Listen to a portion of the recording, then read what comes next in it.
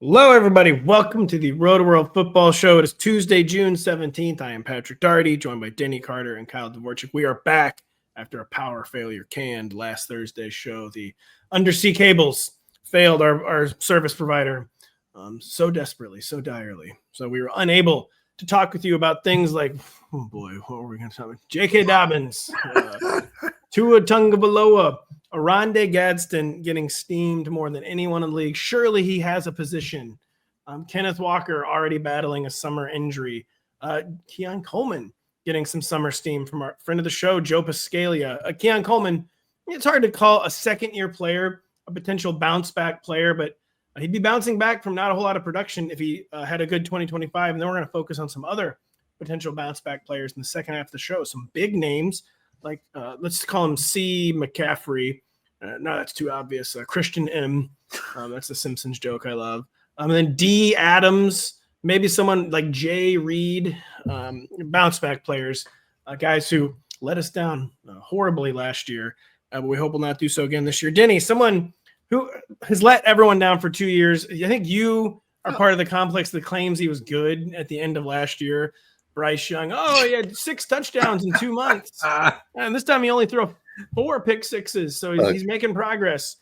He apparently is making progress in the locker room. What is something he did recently for the very first time? Yeah. First of all, Pat, you are so far off on the Bryce assance. You don't know what's going on. I'm begging you to get on board. If he's bad, if he's better than CJ Stroud, let's just say they're building a mega Spirit Halloween in my backyard. The world's first ever 2-story Spirit Halloween. They have masks from movies that are out of print in this place. Yeah. This is bad. That would make sense. Yeah. So here's the thing. So ESPN actually wrote about it because it was so noteworthy. Bryce Young is talking to coaches and teammates, and this is new. And to the point where players in off-season practices are caught off guard by the talking. JC Horn is famously a big trash talker, right? And JC Horn was stealing plays somehow from the offense in practice. Bryce Young didn't like that, and Bryce Young started yapping at him during practice, saying, "You should believe in yourself, JC. You shouldn't be stealing our plays." And this caught him off guard completely, caught the whole defense off guard, but they like it. And they say, hey, this guy's talking. This guy, Bryce Young, he can talk, and he's taking on some sort of role. I don't know if it's leadership or just some role in the offense in the team, which is nice for a number 1 overall pick to start talking, if you ask me. So what you're saying is that he's gone verbal. But what you're also saying is that his cadence or whatever, his like play design, he can't hide his intentions well, and the defense is very easily stealing his plays in spring practice. That seems like another red flag. I wouldn't say all that. It's something to do with the way practices are formulated, but it is something. I mean, ESPN had to write an article because Bryce Young is saying words to coaches and teammates. Producer Adam, can we get like a 0.75 times speed on Denny stammering? Let's really draw that one out. No, it wasn't actually no. Yeah, Bryce Young, he's going to be real big this year, real big. It was Xavier, not literally, of course, to be fair. Ian Thomas still on that team. He's got so many weapons. Chuba Hubbard and Bryce Young are going to wreck this league in year 3 of their partnership. Who stops this offense? Yeah, who stops this offense? Says the graphic from one of our friends or enemies in the industry. Tommy Tremble as well. Don't forget. Tommy Tremble. That's right. They have a lot of tight ends. The Panthers have a world record amount of tight end 29s. Yeah, so many. They've taken the belt from the Seahawks and the Chargers with the most tight end 29. Is Felipe Franks on a tour of service in Atlanta right now or Carolina? Because he spends 6 months a year on each team. I don't know which one he's on right now. Honestly, it doesn't matter. I just need to know where he is in August when the preseason is going on. Felipe Franks on the Southeastern Express. I'm assuming that's an Amtrak line that exists. By the way, notice what we didn't banter about, and we will not banter about Deebo Samuel. We're not going to talk about the clips of the unflattering clips of Deebo Samuel running around at off-season practice. Don't ever release the tapes of the text. not going to talk about how he looks like an offensive lineman. We're not talking about it. Don't stop, guys. Stop. Folks, we are not releasing the clips of these because the file image would be too large. It would not fit. It would be a disservice to the listener. And again, who could not view them. We are not going to mention that on this show. That's our promise. We are not going to mention that. We are going to mention what people are stopping me on the street. Like, why won't Fanatics take my pre-order for the J.K. Dobbins Broncos jersey? Like, I've been trying to get this since the day he signed, and they won't even take the order, let alone ship it. I need my Dobbins jersey right now. Apparently Sean Payton needed his Dobbins jersey right now. Denny, over almost $3 million guaranteed. Not great, but there's always two school of thoughts when you're steaming a rookie running back like RJ Harvey and like a pseudo washed veteran joins. There's of course the panic, and then there's the really great, like every year you see this cope, like actually it's good that this is the veteran they signed and added the backfield and gave $3 million guaranteed and are clearly going to give the football to. Like, I'm happy that it's someone that wasn't good that is clearly going to get the ball still and has been added to this backfield. This is good news for me, someone who keeps taking RJ Harvey in the 4th round. This is freaking amazing. This is so much better than if this had not happened. I would have rather, Derrick Henry signed on. Bring him on. RJ's better. So we're trying to figure out how good, how bad this actually is for the young man, RJ Harvey. ESPN's Jeff Legwold, longtime Broncos beat writer, says J.K. Dobbins could get a, quote, long look in the 3rd down role ahead of week 1, and followed it up by saying RJ Harvey could have a situational role. I mean, yeah. We already knew that. Sean Payton, who absolutely loves to talk. Sean Payton, you could even call a yapper. Called RJ Harvey a 3-down back. We know that's not true. But how do we sift through all these dueling narratives, all these dueling reports in the Broncos backfield?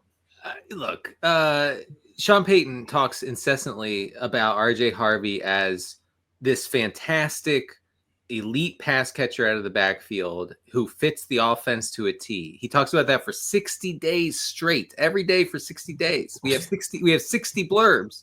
Barely an exaggeration. Sean, you haven't drafted him right yet. Yeah. What do you mean draft's not happened yet? Well, we're taking Harvey. Right. So we have that. And then J.K. Dobbins signs and the beats go, oh, this guy's a 3rd down back. No, he's not. RJ Harvey's the 3rd down back. Look, and then he learned a lesson. Hooray. Yeah. No.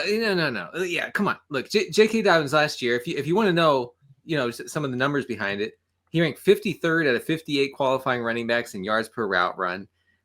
He caught 32 passes last year as the primary pass catcher out of the backfield in LA. So no, that's incorrect. That report is erroneous. Well, I don't know. Because there's miscasting and there's what the Chargers did with J.K. Dobbins last year. Like, this guy is not a 20 carry per game player at this stage of his career. That's kind of what they did, Kyle. That's not how you're going to make J.K. Dobbins efficient. The Greg Roman offense, of course, also not very famous for running back receptions, running back targets. The Sean Payton offense, very famous for that, has not gotten that machine cooking, and Denver will say. But J.K. Dobbins, horribly overexposed as the early down back. Is there a chance that Sean Payton thinks he'll be exposed just the right amount as the 3rd down back? And is this an instance where, like, the Broncos, I know this isn't what happened, but let's just say this is what happened. They saw RJ Harvey practice one time. They're like, well, definitely need to sign somebody. We are signing J.K. Dobbins. What do you think happened here? No, I think if anything, that would be true of like Audric Estime. This is something Sean Payton said around the draft. I forget if it was just before or just after, but they said they just had an incomplete evaluation on what Estime could bring. Then he shows up practicing like, we've completed this evaluation. In fact, these 2 more practices have determined that he will not be our RB2. So we do this every year. I think maybe this time with RJ Harvey being, like you said, I'll just drop him in the 4th round. I don't care where you price him. I want to take this guy. This instance maybe is somewhere where the price is high enough that we want to be conscious of a second running back showing up, potentially taking work. But we did this last year time and time again. We're like, what if the loser running back steals work early? They probably will. It's going to not be fun for a month. We're going to be complaining. I won't shut up about it.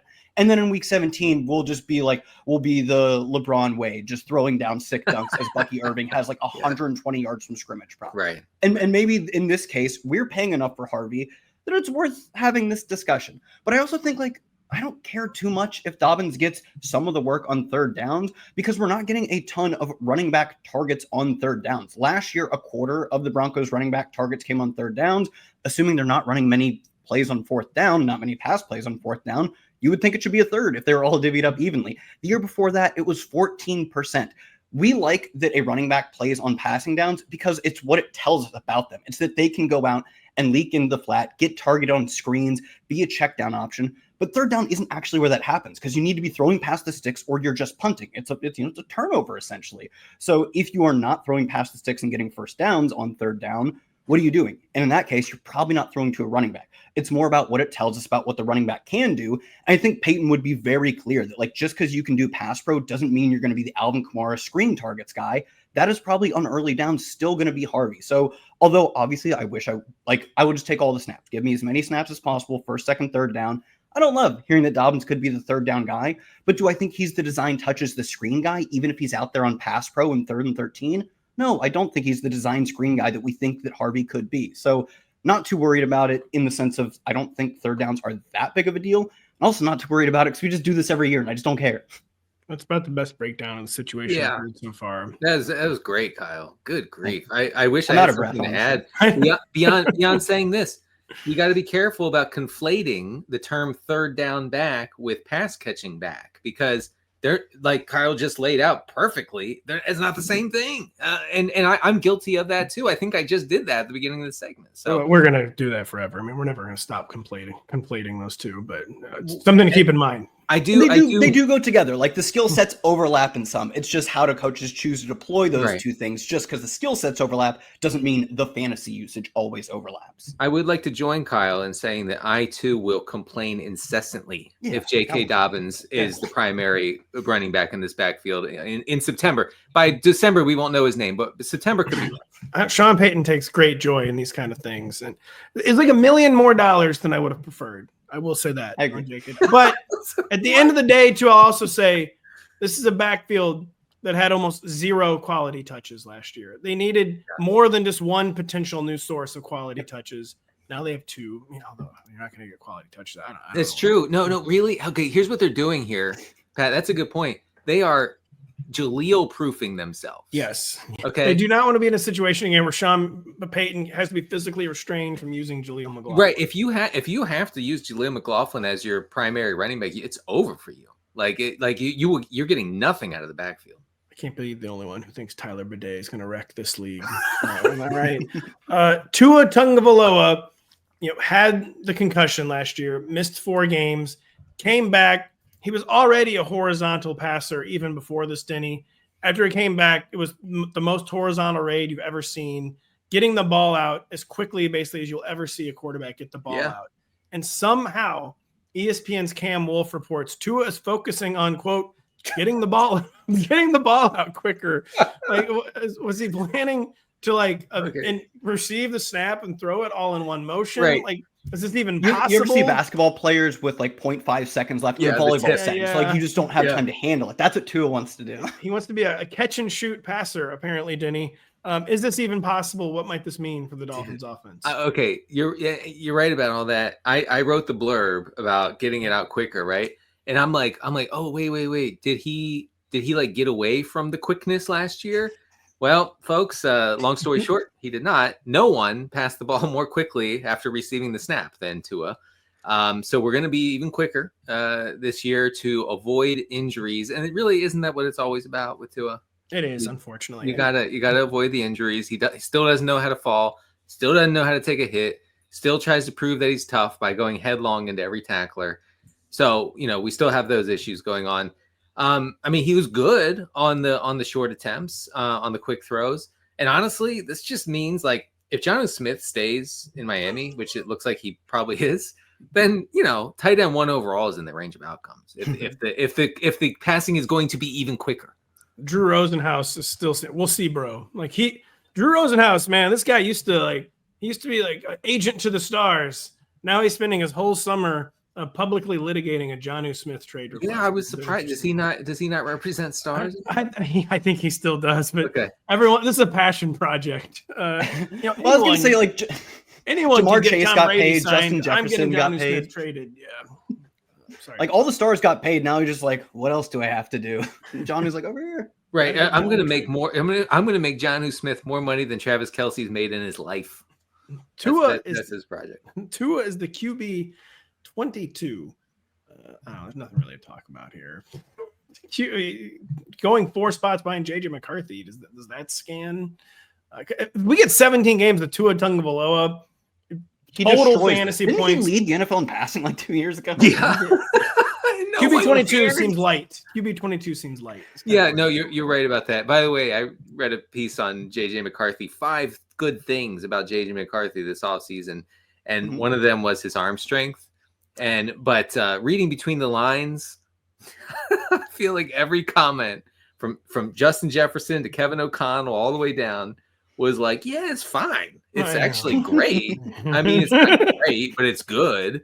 It took a little while to get used to, but yeah. So I mean, and McCarthy's asked about it, and he's like, look, I mean, I played at Michigan, so I never threw the ball, so people don't know about my arm strength.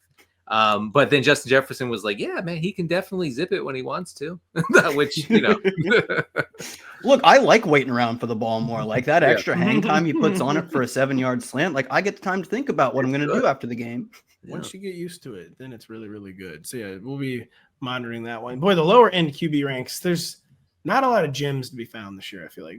Michael Penix, QB 21. I know. Cam Ward, QB 26. That's the one. That's the one. That is the one. I think that's the big thing this year versus last year. Last year was just like Bo Nix could be your QB3 in best ball in the final round. It was like, oh, he's going to run a little bit. He's in a good system. It's free money. Or like your QB1 at the top end could have been obviously Jaden Daniels.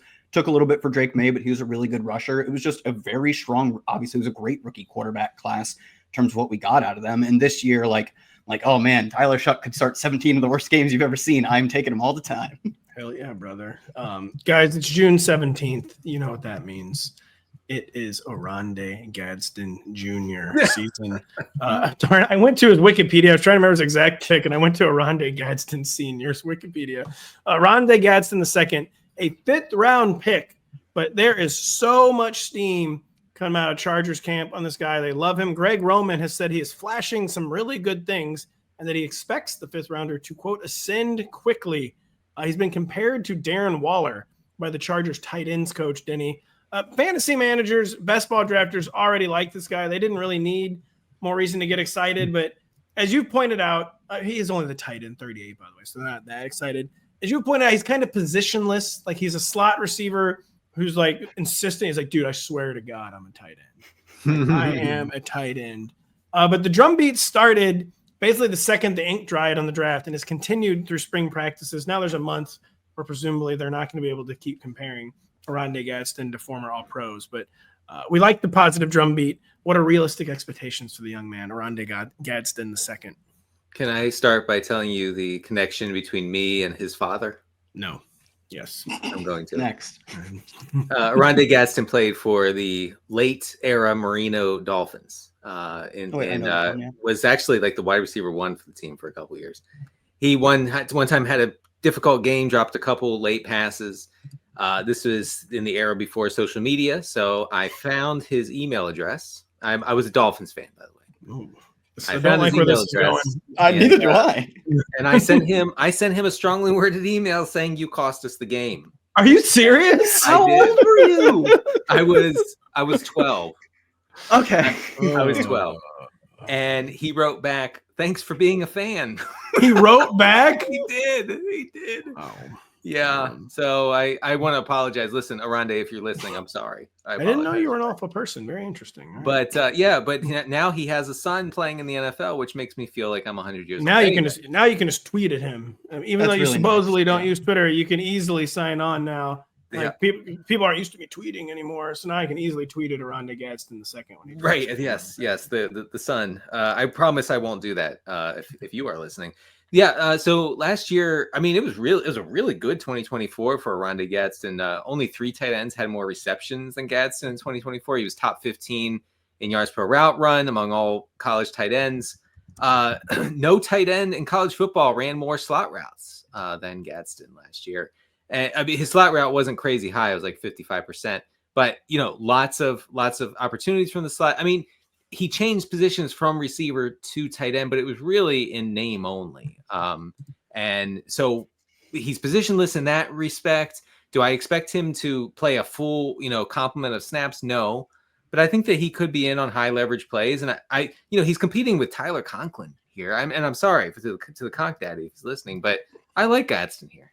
Well, yeah, Kyle, this is an offense that made Will Dissly fantasy viable last year. I was going to say, I think he's competing with Will Dissly, who kind of popped off at the end of last year in terms of if you took him in the 20th round, you got a bunch of usable games late in the season because they just didn't have anyone else to throw to.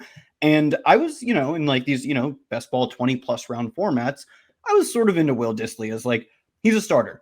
At this point, you are drafting either 7th round UDFA rookies, guys who could get cut, or really unappealing starting tight ends who will crack your lineup 2 or 3 times.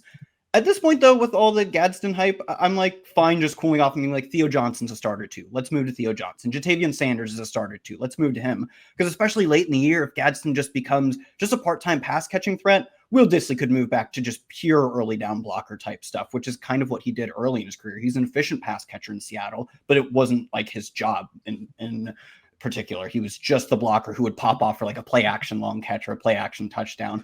Maybe that's more of what he moves back to on this Gadsden hype. We have our finger on the pulse of the tight end situation in Los Angeles all the time, apparently. I keep forgetting the Conk Daddies there, too. I'm going to remember more things like Tyler Conklin being on the Chargers when we come right back after this. Since there really isn't an offseason in the NFL, stay dialed in with us on the NBC Sports Now channel. Join Dan Patrick, Mike Florio, Chris Sims, Matthew Berry, and us from the Rotoworld Football Show for more insight on the biggest news and stories around the league. For more details, visit NBCsports.com/now. Guys, it's a day. This is too mean. I was to say it's a day that ends in Y. That means Kenneth Walker is playing through an injury. And it's June. You may not possibly think Kenneth Walker could possibly be missing practice reps this time of year, but he was. But he is. Near the end of Seahawks minicamp and OTAs, practicing through an ankle injury. So it appears to be truly minor. He would have been playing through it during the season, but you don't. It's not great in June. I could play through this, an injury too that wasn't from the previous season. It's somehow a new injury. I know. Yeah. So Kyle, I'll start with you on this one. Just Kenneth Walker, we want to be excited again because the Seahawks are clearly going run heavy. Zach Charbonnet is not good. Kenneth Walker's been around the RB 18 to 27 range. Zach Charbonnet right around RB 36 range, but is that too high for Kenneth Walker and his injury history? Is that too low for Zach Charbonnet, considering the fragile state of the guy ahead of him and the potential super run-heavy nature of this offense? Yeah, I think they showed us last year, like you said, the Charbonnet starts were actually fun. It was weirdly some of his best games in terms of efficiency, too, when they loaded him up with touches. But as a backup change of pace guy, he does not have that speed. That's true. That should be the distinction. He might be the classic rhythm runner, where probably isn't actually a thing, but he needs 20 touches. Because if you give him enough, he'll bust some of them. So I guess I should make that distinction. Yeah, I think it's more there are these physical runners who are proportionally better on their 20th carry versus their first than other guys. He is probably better versus his baseline on his 20th carry, Charbonnet is, than Devon Achane. I don't really care to see what Devon Achane's 20th carry in a game looks like because his first 12 are so fun. His 20th maybe isn't as fun, where Charbonnet can at least be consistent through the course of a game, albeit not that exciting. But when you are already penciling in Ken Walker as a starter who can handle, he does get dinged up a lot, but in an individual game, they're comfortable giving him 20 carries and receptions. You don't get that lightning element from Charbonnet's game. He isn't adding a lot on a minimal workload. His thing is being able to stand up to a large workload in an individual game. That's not very useful as a backup running back until the starter goes down. So for me, I do think Ken Walker will go out and still see that typical role. Maybe one thing that'll change was last year, he was extremely involved in the passing game, not extremely efficient as a pass catcher, but just an outlet option for a team that tried to pass the football on, didn't do it with a ton of success and seemingly wants to move away from that. So I think it's, 12 of one, half or dozen of the other. You're going to make up a decent amount of his pass catching that is lost because they're going to run more in those rush attempts and maybe a more efficient rushing game. But man, the reception volume was pretty good last year for him, and we're not going to get that again. Denny, any thoughts on Ken Walker for sure? Ken Walker is just the classic guy. Like, man, got to think about drafting Ken Walker again this year. Yeah. Well, okay. Here's the good thing is that the injury history and Charbonnet's presence means that Walker's ADP is not going anywhere. In fact, it could actually tick down, I think, in the coming months. So maybe you get kind of it has ticked up since last week. Something to steal. Well, in the show sheet, I wrote RB19. He's up to RB18. But one thing that does happen, especially in best ball, is as we get less of the like proportionally less of the sick freaks who like the day after the draft, like I got to draft all my rookies. All the veterans slowly start to rise up. It's a slow drum beat, but you're like, man, James Conner really is going to average 22 touches a game. And those guys work their way up as the summer goes on. This happened last year for a lot. Well, I guess, traditionally, as a guy gets more injured, his ADP rises. So we're going to see that with Ken Walker going forward. No, he makes sense, I think, for a team, if you're kind of avoiding running backs in the first few rounds, you take a shot on Ken Walker and hope that he stays somewhat healthy and pops off every once in a while for long runs. I was to say, and I just lost my league. Yeah. But Ken Walker, my RB1. The odds you could win a league with Ken Walker as your RB1 are 0.0. I don't know. I didn't say as the RB1. As your RB. But I guess that would be what, in the fourth round? I don't know. Like fourth or fifth round. I think it's fine. I mean, maybe have a little bit of a contingency plan for the inevitable like high ankle sprain. But I think it's fine, especially when you look at the drop-off. I mean, you guys mentioned this, I don't know what show, because we skipped one last week. So at some point, like the drop-off in wide receiver talent that happens after Ladd, Drake London, and A.J. Brown, we're like, those guys, maybe the situation isn't the best. We're not 100% sure on talent. But I think those guys are all really good at football and have all done it at some level before. And after that, it's like, and it's spike week wide receiver 2 T. Higgins. You just hit this immediate drop-off, at which point, like, I'm fine trying to get like 2 to 3 receivers early and then being like, we're really still drafting a lot of receivers high, and I think have come after that drop-off. Sure, Ken Walker can be my RB1 in that sense, and you probably still need to backfill more than that. But I do think the receiver talent drop-off is so drastic after the first 3 rounds that it becomes more of a mixed bag after that. It is. Wow, you actually have to draft running backs, is what you're saying. You're telling the best ball community you actually sometimes have to draft running backs. And the word I was looking for is punto, cero, punto, cero. It's 0.0 in Spanish is the phrase I was looking for. We're talking about bounce back players, and the first one was provided to us by an outside source. The Athletic's Joe Buscaglia believes Keon Coleman has, quote, the strongest case for a breakout amongst younger Bills players this season, Denny Carter. Fantasy managers are not hearing it. He is currently the RB, Freudian slip on Keon Coleman. He is currently the wide receiver 53. Someone has to catch the ball in Buffalo. They didn't add anyone to a group where the supposed number one receiver is Khalil Shakir. We're Dalton Kincaid. I swear to God, it's going to work this time. With Dalton Kincaid this year. Is it a Keon Coleman breakout as far-fetched as it seemed? He was coming on until getting hurt last year, and then when he got back on the field, it did not resume his midseason breakout. Yeah, I mean, he's a guy where if you take away the big plays, it looks real bad. Worse than most, it was what I would say. Because he did have a few splash plays last year that kind of smoothed over the efficiency numbers, but really quite unreliable. 15% target per route run rate. That's pretty low. That's pretty dismal, especially in an offense without like a clear cut wide receiver 1. I wrote up Shakir and Dalton Kincaid. Unfortunately, I had no choice. The spreadsheets told me to, as guys who actually can target command targets pretty well. Keon Coleman is on the other end of that spectrum, and I don't think that he is going to be fantasy relevant in 12-team leagues. Interesting. Any counter take, Kyle? Are you ready to move on to? We gave you a layup for your first bounce back player, but anything to add on? Well, no, you guys don't think it was a layup. No, Rewind to 2 Tuesdays ago or something. I don't remember what day. No, I mean Keon. I don't know. I want to leave the light on for Keon, right? Because it is such an open situation, such a good quarterback, and like you said, Pat, he really. I think they said he chipped a bone in his hand or something. Is what the revelation we got. I think in this past week. It's on the site. There's a website called Rotoworld.com. You should check it out. It's somewhere up there. I think they said he chipped a bone in his hand or his thumb when he went out somewhere in that mid to late of his rookie season. He was starting to come on. Like you said, he ended up finishing the regular season with 1.7 yards per route run, which is fine. Like we usually use 2s, like a good starting top 32, top 40 kind of receiver.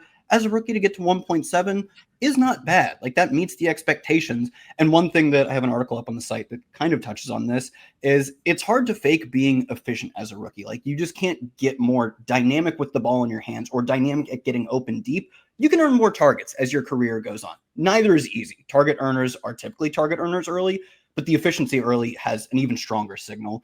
And he was somewhat efficient. If you include the postseason, he becomes less efficient because he just did not find any footing after he came back. But I'll leave the light on for him as a breakout, even if I think he's kind of overpriced in his odds of breaking out. I don't want to be entirely out on what the number 33 overall pick, if I remember correctly, who had some flashes as a rookie. Like we're doing this with Ricky Pearsall way earlier. Can we not do it with Keon? He just turned 22 years old, and disappointing. It was still almost 600 yards as a rookie. So it's not like it was nothing. Keon Coleman could be a post-type break. Post-type actually doesn't really apply to him because people were truthing and questioning him last year. So a no-hype breakout for Keon Coleman, to me, is not outside the realm of possibility. Kyle, Denny and I condemned one of the greatest players in fantasy history a few weeks ago. You took umbrage with this. You think McCaffrey could be a bounce-back player. Listen, I don't know. When you're his age, your Achilles usually start to feel better. I guess they do after you get the German stem cells injected into them. But what is your bounce-back case for Christian McCaffrey, one of the greatest fantasy players in history? It would have hit a little harder if we could have recorded this on Thursday, because quite literally every day that goes by, his ADP goes up by like 0.1, 0.2. So like a week goes by and he's gone up one spot. He jumps one other player in the first round every day. But I do think, and I disagree with everything you said, and I hate you both. But this is one thing, Pat, you nailed, is that his ADP is going in one direction, and that is up. Like he will be, I think, probably a top 6 pick. I think we'll be in the first half of the first round by the time we're drafting on August 31st or whatever.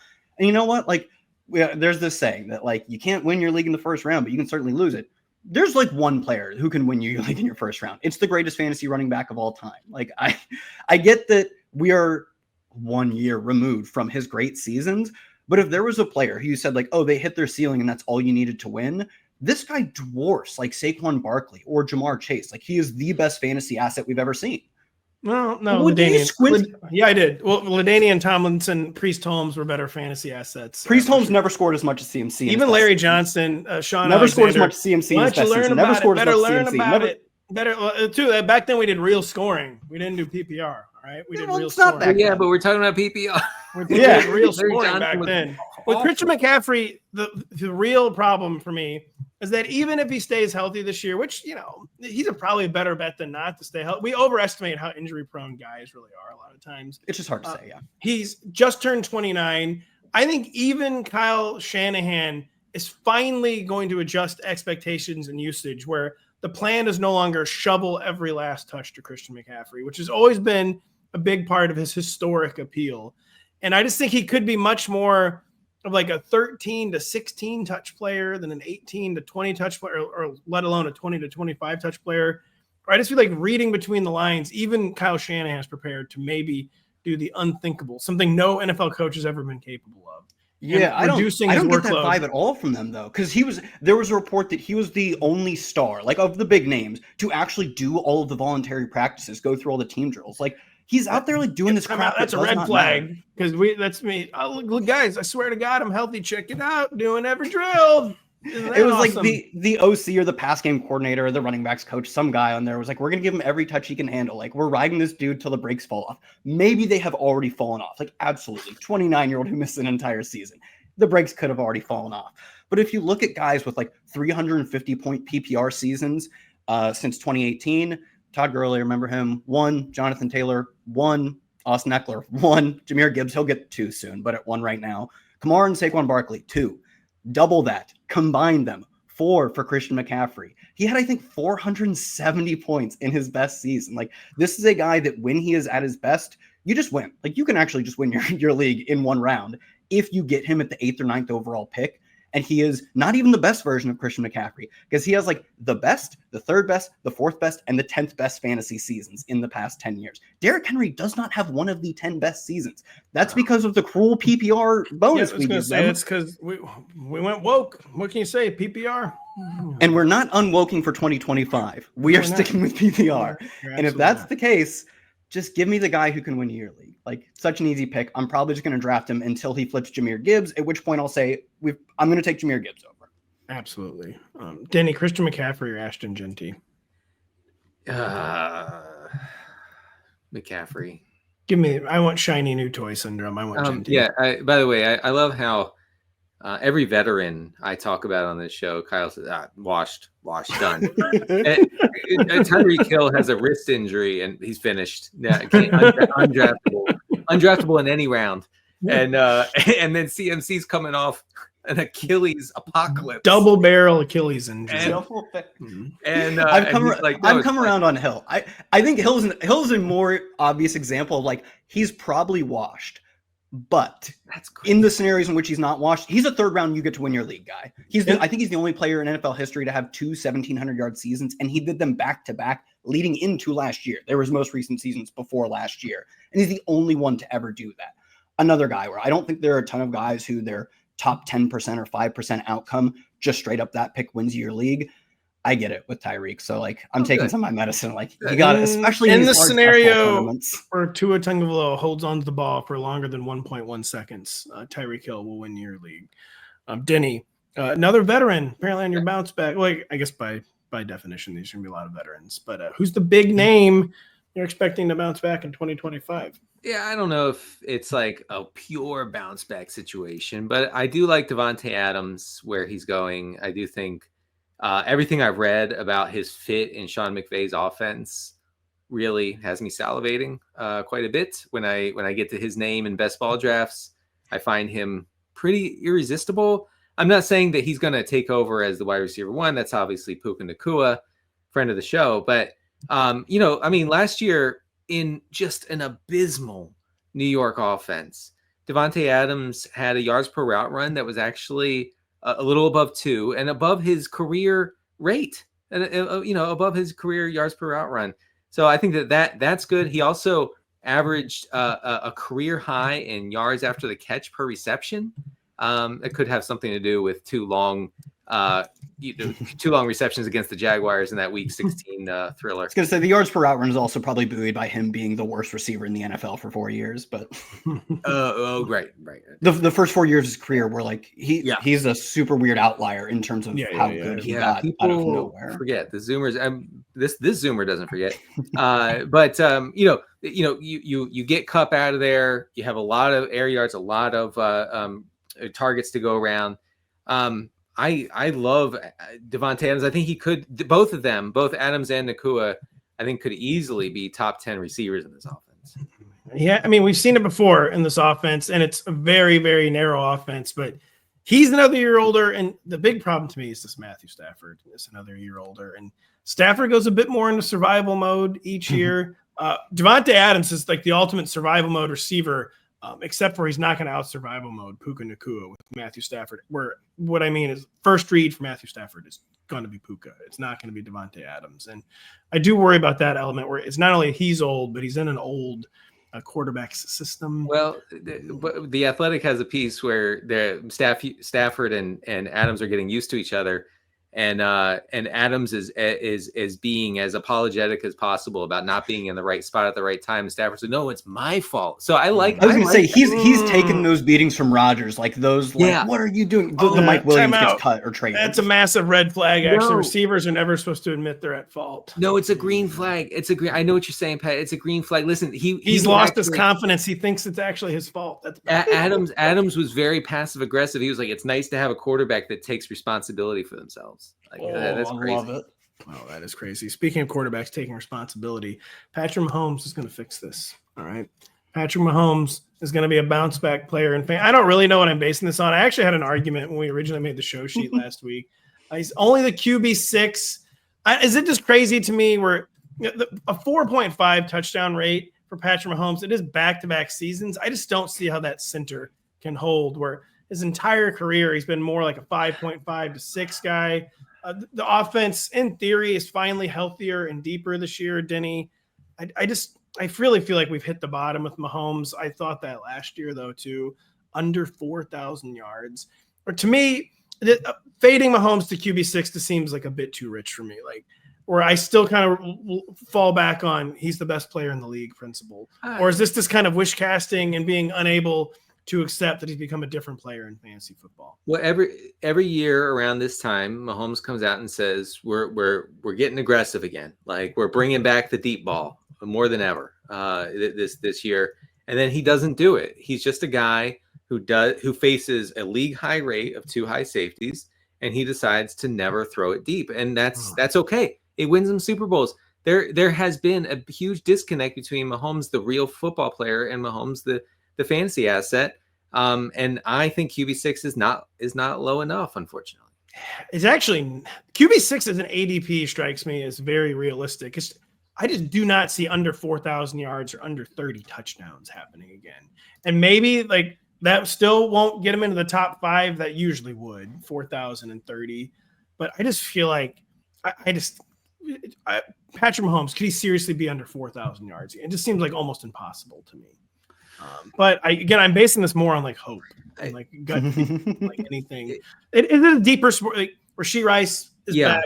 Xavier Worthy was kind of percolating at the end. He was, and so Rice and Worthy could make the difference, especially a whole season of Rashee Rice, because they were cooking before that Rice injury. Even Hollywood Brown is healthy. I mean, we'll see. Yeah, sure. Why not? There are worse wide receiver 3s to have. Like, that's fine. Yeah. I thought he was overpriced last year. It makes sense this year. Let's get it trending. Mid Holmes, get it trending. He's back. We'll be back right after this. We're gonna go quickly on a second bounce back player. The best golfers in the world bring major drama for a major title. Tune in this weekend for the KPMG Women's PGA Championship in Frisco, Texas, only on NBC and streaming on Peacock. Let the record show that I had heard of the U.S. Open winner before last weekend. No, I had not. I had Denny texted me and said, Spawn, these are my 3 or 4 favorite. supposed to have heard of Spawn. I said, get on Spawn, baby. Denny was in on Spawn, and it made him no money because he didn't get all 6 through the cut, but it made me a little money. So and Adam Wise, our producer, he actually texted me right before the tournament started and was like, it's Spawn season. And I was like, yes, it is, Adam. So we were on it. Holy bleep. I should have known. Yeah. You guys probably golfed with him before. Yeah. Yeah, of course. No, I mean, look, he's a mid-tier pro who like makes the cut once in a while. And this year he's turned into Jack Nicklaus. I love when those workmen, like those kind of journeyman guys who've been grinding forever, like get their one big career moment. It was cool. Oh man, I got choked up. I'll be honest. I got choked up. I would never ever. That wouldn't happen to me. And guess who will not have their one big career moment this year, even though Kyle says that he might. Who is it, Kyle? In Green Bay, Wisconsin.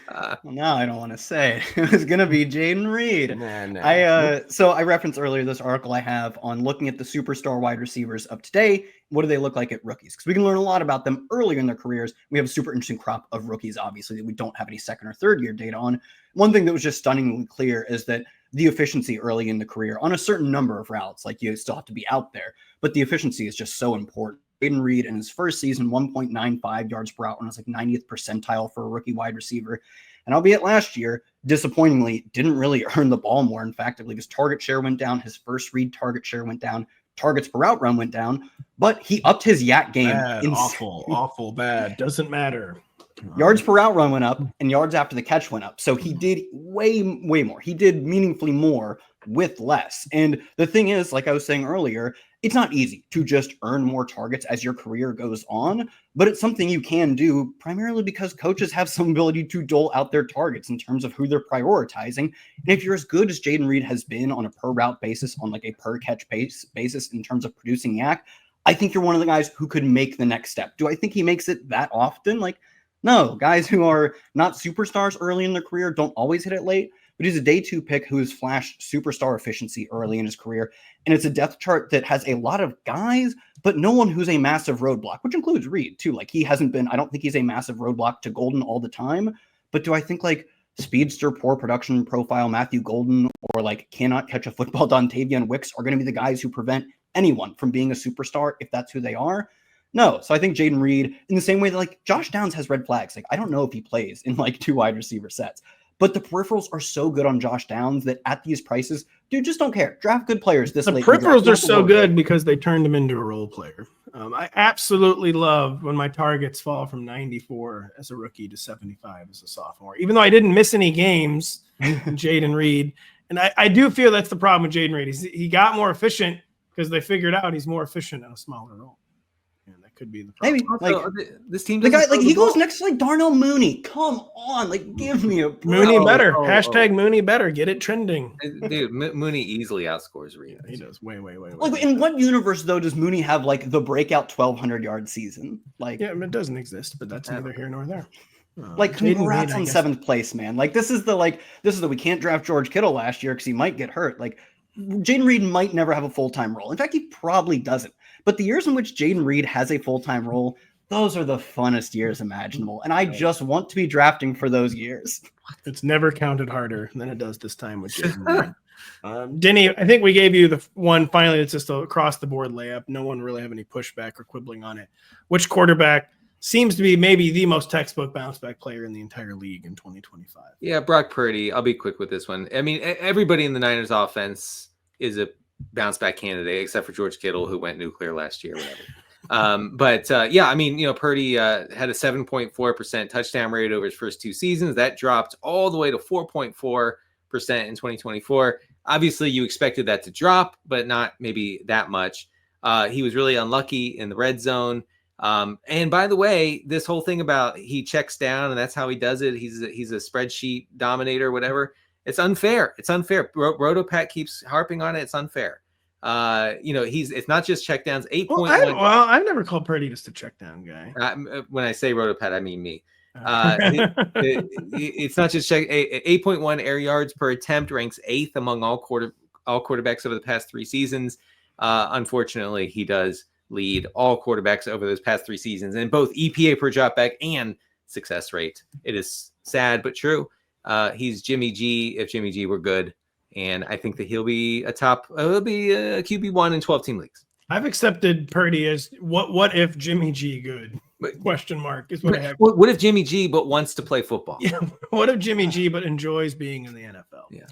And also, what if Jimmy G but paid? Jimmy G got paid. No, that didn't make any sense. But Purdy did get QB 11 for Purdy. Seems. I was about to say it seems high. That's I don't really know. I guess the best ballers are all over this, but I thought it would be more like QB 15. Oh well. Kyle, quickly, Brock Purdy or Justin Fields? Fields. Just like whatever, just take the 1,000-yard rusher. He's not as good. Like if I'm starting an NFL franchise, I am obviously taking Brock Purdy. Given that I'm starting a franchise, I can surround him with a Kyle Shanahan as head coach. I think Fields has unfixable issues for real life NFL football. Rushing for 1,000 yards ain't much of an issue when you're playing fantasy. So I was all fired up about my second bounce back. I don't entirely remember why. It's Breece Hall, and it's more just based on the can't get any worse principle. And I know that we're all spooked by the way they're talking up Isaiah Davis and Braylon Allen, but are either of these guys even good? The aforementioned Justin Fields, I feel like, is a great leading indicator for Breece Hall. Like, what is this offense going to do? It's going to run the ball. Like, they're not even going to care. It's the kind of offense, like, even if they're losing, it's going to be one of those years where, like, the New York Giants game script will not matter. The New York Jets, they will be a run-based offense. Yeah. RB13 just strikes me as very, very low for a guy who still is a 3-down skill set guy, 3-down player. Maybe he has to earn the new coaching staff's trust. I just can't believe that Isaiah Davis or Braylon Allen are going to earn that trust over him.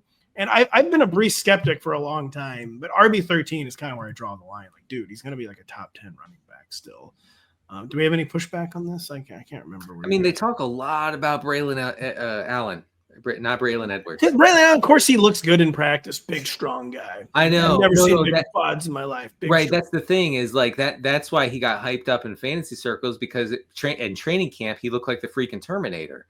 It's called Charbonnet syndrome. Yeah. AJ Dillon syndrome. Yeah, AJ Dillon, Mike Davis syndrome. Yeah. That's a good one. Good call. Yeah. Oh wow, you decked the practice squad linebacker. Oh my god. No. It's more that there was a still photograph of Mike Davis, and they were like, "Whoa, he has muscles in his legs." Zach Charbonnet hit the same guy twice in the preseason, and then people still have not moved on from whatever that. I know. And I mean, it was like a bad run anyway. Like he could have easily avoided the defender. I know if he just avoided the contact, he would have gained 8 more yards. And Breece RB13, that strikes me as very low, but that was about what he was last year, also. Yeah, no, I can buy the bounce back. I'm buying the bounce back to top 10. I know Kyle knows what I'm talking about. I know this guy agrees. Yeah, like Sickening. I last like 2 years ago at this point, someone was arguing with me on Twitter. I was like, Kyron Williams is scoring a bunch of points and he's young. Should we rank him high in Dynasty? And they're like, he's not very talented. And I was like, good thing I don't play in points per talent leagues. And he hit me with an awesome comeback. And maybe I'll like retweet this. He was like, you do play in points per talent leagues. You just don't know it yet. But like, we do. Like, think about who scores the most fantasy points. Those are mostly just the best players. So like, obviously there's a lot of nuance to it. But when we're getting big discounts on players who we think are really talented, like, just take them, man. Just take the really talented player. We're going to talk about a lot of talented players on Thursday when we preview. What division is this? The Birmingham Stallions. Birmingham Stallions. We're doing some division preview series. We're talking about AFC and NFC East on Thursday. Eastern divisions. We are doing burning questions in the AFC and NFC East. Really, the key factors, the key players in the Eastern divisions. We of course start East. NBC. Listen, I don't ever complain about my employer on air. But they every year make me watch a training video saying the only viable time zone is the Eastern time. It's the only legitimate time zone. Everyone knows this. Only legitimate time zones. We're starting out East. No, the East is the best place to start. The biggest names, the biggest teams. Of course, we're starting in the East. We'll be doing that on Thursday with Mr. Denny, Mr. Kyle. I'm Pat. Thank you so much for listening. We'll be back in 48 hours.